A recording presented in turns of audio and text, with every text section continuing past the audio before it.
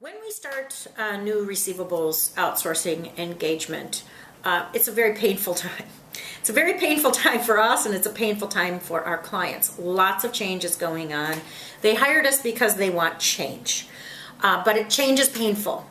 And we also, in this process, we uncover a lot of issues throughout the organization that aren't working so well and that must be fixed. And so we bring up some very hard questions that perhaps they had not thought about before that now someone needs to address. For example, our software has to drive the activity and has to have in every single dispute, every single invoice that gets resolved, it needs to have an owner of that process. So who in your company is going to be in charge of X?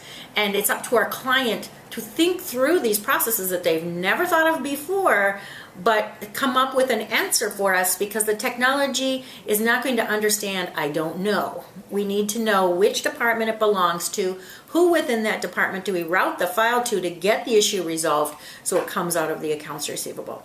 So we spend an awful lot of time working on that to get those things resolved. During this most painful time is the first 3 months or so, where we are defining and redefining the processes that have to happen. We are learning about the customer base. We are understanding who does what in our clients' locations, and then we are making those changes, those painful changes that happen. But within 30, 60, 90 days, clients see the results of what we're doing because we are tracking all of the activity that is going on. So in the beginning, for example, that first week, we might not have a lot of scheduled payments. We might not have been able to get a lot of payment commitments because simply we are unraveling the disputes that are going on, the problems in the portfolio. We might have $1 million worth of disputes defined and very few payments coming in.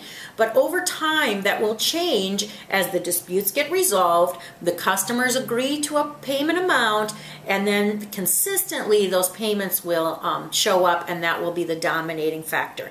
So clients want to see the tracking of that accounts receivable, not just in the totals and the totals of the past dues, but in the whys. Why do we have past due amounts for this customer? Why does this division have a DSO of 62 days while this other division can collect their money in 38 days?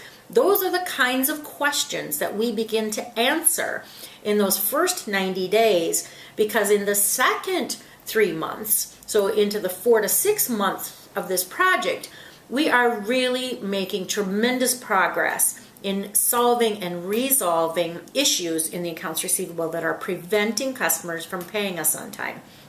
So they see some pretty dramatic changes, even though the first 90 days tend to be very frustrating, and they have been managing this receivable this way for 20 years, and they want it cleaned up in 30 days.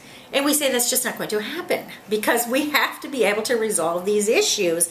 Once we get beyond those issues, we know what to do now going forward, and we know what this customer needs. Well, now we've tracked everything that that customer needs in order to pay on time, so we can resolve it, we can move on, we can collect consistently from this customer. So really, the big impact is in that 4 to 6 months where they really see the cash flow.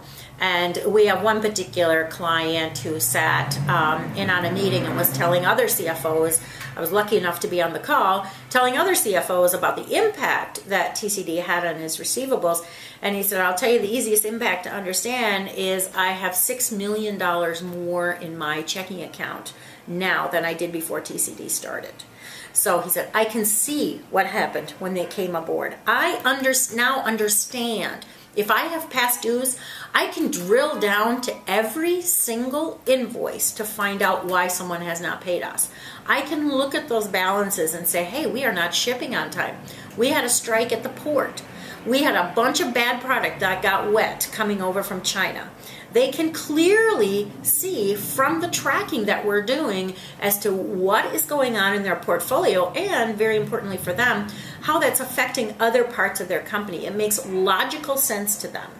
And prior to that, all they could do is go back to the receivables credit manager and say, why is this happening? Why is there no money from this customer? Now it's very logical. We worked through all that chaos in the first 3 months, so that in the second 3 months of the startup phase, they've really started to see the results. And then, of course, 6, 9, 12 months into the contract, they see how consistent processes create this very strong cash flow.